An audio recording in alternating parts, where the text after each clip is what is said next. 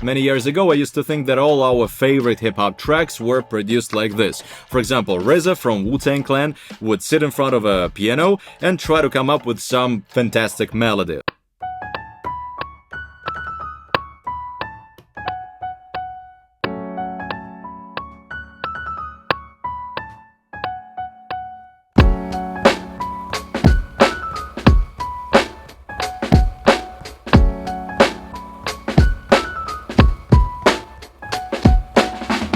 Or, for example, I thought that Mobb Deep were sitting in front of a piano trying to come up with this very catchy legendary melody.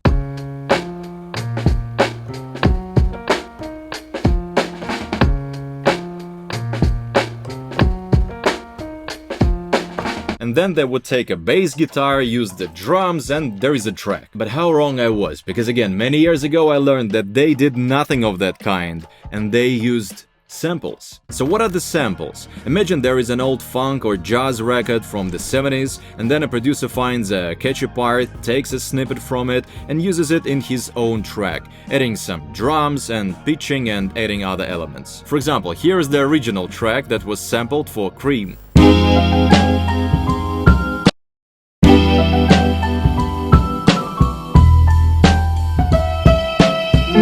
And this is the original track for New York State of Mind.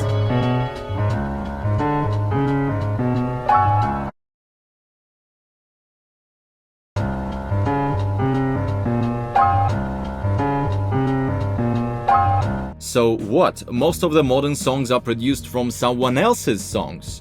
Well, kind of. But of course, there are many other tracks that were produced from scratch with zero samples. However, in my case, my Spotify playlist is 99% sampled hip-hop. And believe me, it's not only about hip-hop. For example, this is the track by Madonna with a sample. I'm coming.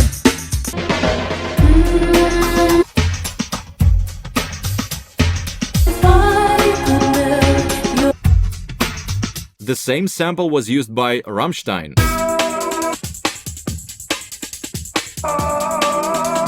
Britney Spears, again another classic example of sampling. The Prodigy are basically the kings of complex advanced sampling. Most of their tracks are heavy reworks of older compositions.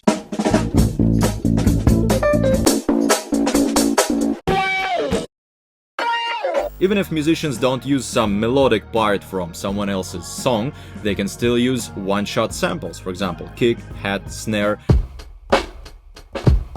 Most often, it's samples as well. So basically, the music world is divided into two categories: Midi and samples. If samples are like pre-cooked ingredients that you just need to heat up on the frying pan, then Midi is a whole market where you can buy an ingredient that you want. Midi is like a blank canvas where you can paint your own melodies using any instrument. And of course, you can use both approaches. And sampling didn't start yesterday. Since the late 80s, producers already were using the most popular samplers like SP1200 and Akai MPC60. These machines were behind almost all the classic hip-hop tracks that we listen to, and not only hip-hop. It's quite interesting that even nowadays, a lot of producers prefer using the original Akai MPC60, SP1200, MPC3000 for their original raw sound. However, today they are incredibly expensive. And by the way, I enjoy watching sample roulette, where they would blindfold the famous producer. He would go into this vinyl record store, find 3 random vinyls, then come to the studio and make some beat from these tracks. Sometimes it turns out to be a dope track, sometimes not quite, but this is a challenge and it's interesting to watch. And the best part, you can try this too. Not the sample roulette, just making music. It's very easy to start. You can just open Ableton on your laptop or Logic and use a mouse, or if you want to step up in your game, you can buy the cheapest MIDI keyboard. And however, if you feel that music is yours, you can buy SP404 or the real deal sampler like MPC Live 2 and be the king of sampling workflow. However, it's possible only with a mouse and a keyboard. And I also have a vinyl record today to sample from. Wait a second. This is a vinyl record from 1975, and there is a track that I like specifically. Let's try sampling it today. And the track that I'm interested in is actually located on the first side. Yeah, it's on the first side. Let's sample it into the MPC and see what happens. I really like this sample The melody is fantastic. So I chopped it into multiple parts. There is a cool piano. I definitely like this part. Definitely. And listen, there is a flute. I'm using it, so we are converting it to our new program. And here we have it. So usually beatmakers would pitch up or down their melodic samples to find new patterns and to just be more creative.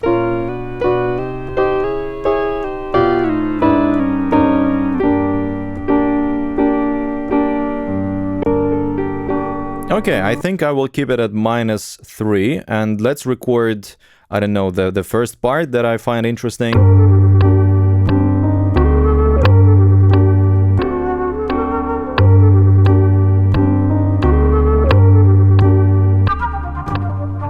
I like this flute. And for the drums I'm going to also use a sample, and this is a very famous song, incredibly famous, which is Jill Scott-Heron, Revolution Will Not Be Televised. And oh my god, the groove in the beginning, the beat and the bass, they are fantastic. However, I can imagine that beatmakers from the 90s would dream about separating the drums from the bass. Well, today it's possible, and with modern technology, it's just crazy what you can do with sampling. So here how it sounded before.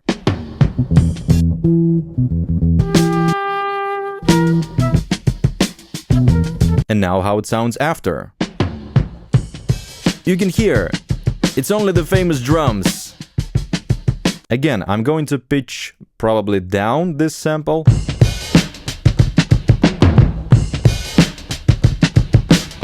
Yeah, this is really, really cool.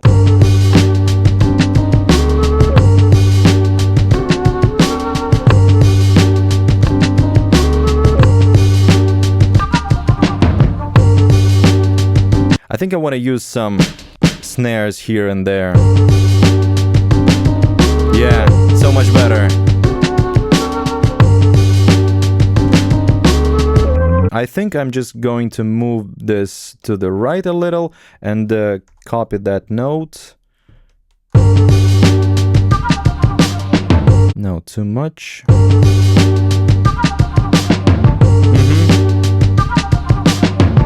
Yeah, I like how it sounds, and this loop cycle at the top of the grid is so helpful because, of course, before in the 2.15 it was absolutely possible to limit your loop somewhere, but now you can literally grab it with your finger and, for example, select only this part and move to that part, or just extend it. It's just so good that they updated it. And I remind you that if you want to learn how to use these instruments professionally, MPC, SP404, Push 3 have a special educational course and classes prepared for you. The link is in the description. Right now I'm going to Arranger, and this is another great feature by Akai. I press Edit, double length, and I will focus on the second part. Maybe I will change something in the melody. Again, I just focus on the last bar, and I go to my grid. Probably I will just delete the end part.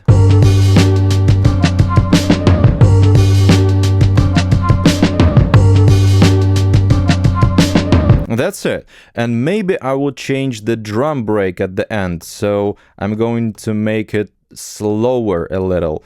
So delete that part and move it to the left.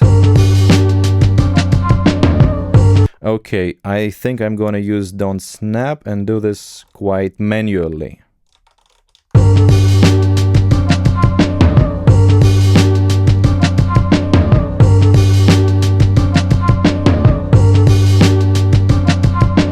Yeah, this is a little slower and gives some extra groove.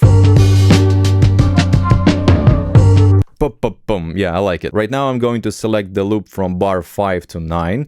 Press Edit, and this time not double length, but copy bars. Automatically detected from bar 5 to bar 8. After bar 8, copies 1, merge. Okay, now I have 12 bars. I'm going to select from 9 to 13. And absolutely re-record the melody, because this time it's going to be a chorus or a verse, I don't know, but this piano part, definitely.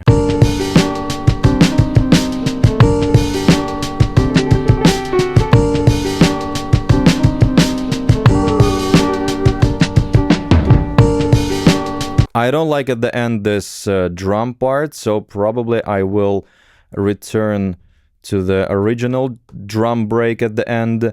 So I'm going to move it to the right and copy this note right here. Now this is better, but this part doesn't have the bass, so let's return to our original chorus or verse, whatever, and listen just to our sample in solo with a tuner. G, G, D, G. So I'm going to make the bass part from 9 to 13. I'm going to select bass, something really simple. Well, actually, let's play all together with the flute sample. I'm just gonna check that it's G, major, minor.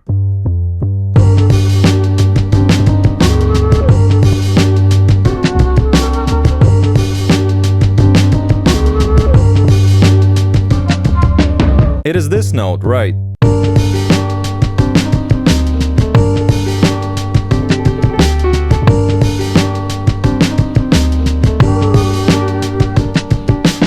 I'm going to use tuner again. Minus, minus, minus. Okay, so I'm going to fine tune it a little to the plus, so it stays closer to the center. It was recorded from vinyl, you know. Maybe even a little more. Yeah, probably like this. Here I have 3 ideas, and I'm going to use Shift Set Marker 1. I don't really think the second part is like a completely different idea, but I'm going to use here locator 2, and I press on these numbers. Time locators. Locator 1 is going to be what? A chorus, I guess. And locator 2 is going to be a verse. All right, so next time when I press Shift Chorus, it stays within this range. Shift verse, and I can focus only on this part.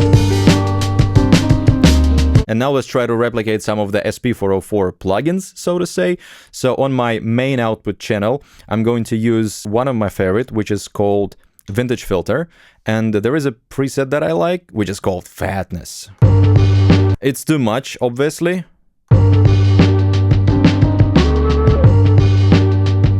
But of course, we're not going to use it all the time on our tracks. So I will automate this on and off function on my Q-Link. So I'm going to press Q-Link button, select not screen, but project 1, Q-Link, edit. And right here on the first Q-Link, I'm going to assign plus. Then it's what main output 1 and 2, insert 1, yes sir. And what enabled, right? Enabled. And off, on, now momentary, off, and now momentary. So when I stop touching the Q-Link, it's off.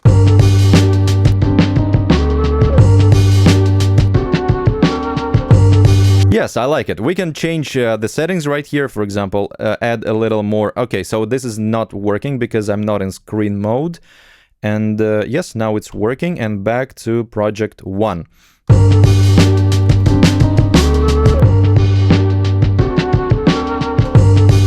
Yeah, this is really cool. On our second plugin, we're going to use something like a beat repeat. And for this purpose, I'm going to use probably touch effects, which is not bad.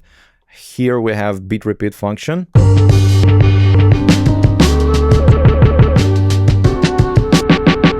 Touch enable, this is what we need. Q-Link edit, second Q-Link, plus main, output 1 and 2, insert 2, and enable, no, it was touch enable. Again, here it's off, no, not momentary, off, momentary, on. Let's try.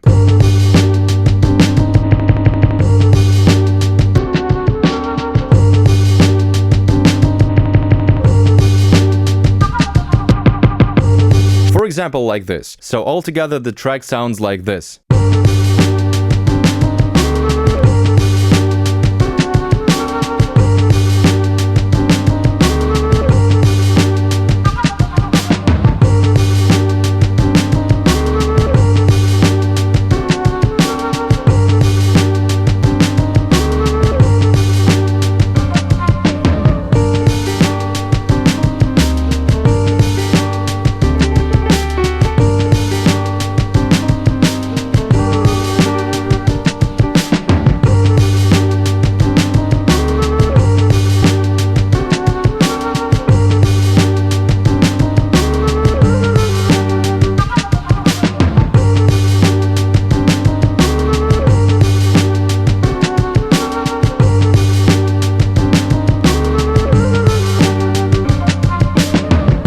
However, these are not the only sampling techniques that you can use in your projects. You can watch these videos right here. There is a lot of useful information.